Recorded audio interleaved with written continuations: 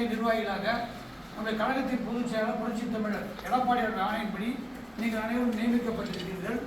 நீங்கள் அனைவரும் ஒற்றுமையாக இருந்து இந்த பகுதியில் இருக்கிற கிளை கழக செயலாளர்கள், இந்த பகுதியில் இருக்கிற கழகத்தில் முக்கிய பொறுப்பாளர்கள் ஒருங்கிணைந்து திட்டமிட்டு பணியாற்ற வேண்டும். நம்ம கிளை செயலாளர்கள் இவங்களை பயன்படுத்த வேண்டும். இவங்களுக்கு வாக்காளர்கள் பிரித்து கொடுக்கணும்.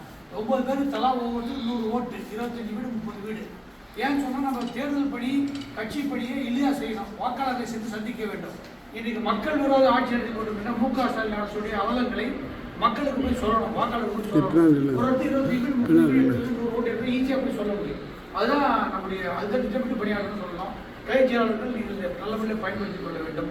இன்றைக்கு விடியா திமுக அரசு, மு.க. ஸ்டாலின் அரசு 10 லட்சம் கோடி கடன் தமிழ்நாட்டு அரசுக்கு. இதன் காரணமாக நம்ம வியாசப்படுத்துகிற ஒவ்வொரு குடும்பத்துக்கும் 2 கிலோ கடன். இது காரணம் முதலமைச்சர் மு.க. ஸ்டாலின். இதை மக்கள்கிட்ட சொல்லணும். எந்த புதிய திட்டங்களும் நிறைவேற்றல. புதுசாக தொழிற்சாலை வரல, இளைஞர்களுக்கு வேலைவாய்ப்பு இல்லை. அம்மா ஆட்சியில் திட்டங்கள்லாம் நிறுத்திட்டாங்க. முதியோர் தொகை 30,000 பேருக்கு இந்த மாவட்டத்தில் கொடுத்துருந்தோம். இந்த ஆட்சியாளர் இன்னைக்கு அதை 10,000 ஆகிட்டாங்க.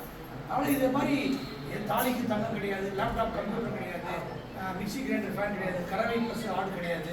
எதுவுமே அம்மா ஆட்சி திட்டம் எல்லாத்தையும் நிறுத்திட்டு எடப்பாடி நிறைய காலேஜ் கொடுத்தார். 7% இடஒதுக்கீடு கொடுத்தார். மருத்துவக் கல்லூரியில் படிக்கிறதுக்கு, அரசு பள்ளியில் படிக்கிற மாணவர்களுக்கு. இவங்க காலேஜ் 40 கல்லூரி தொடங்கினார் எடப்பாடியார் 4 வருஷத்தில்.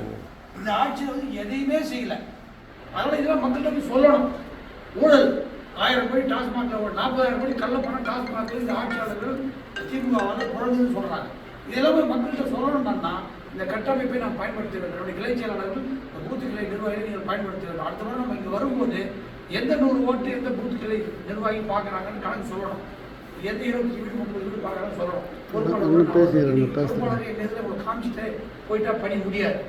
அப்போ தான் நம்ம 2026 சட்டமன்ற தேர்தலில் இந்த வியாசபுரத்தில் இரட்டை இலை சின்னம் அதிகப்படியான வாக்குகளை பெற்று நம்முடைய புரட்சி தமிழர் எடப்பாடியார் ஏழை பங்காளன், விவசாயி, சாமானிய நபர் நாட்டில் முதலமைச்சராக வந்தால் நாட்டில் பிரச்சனை தீரும்.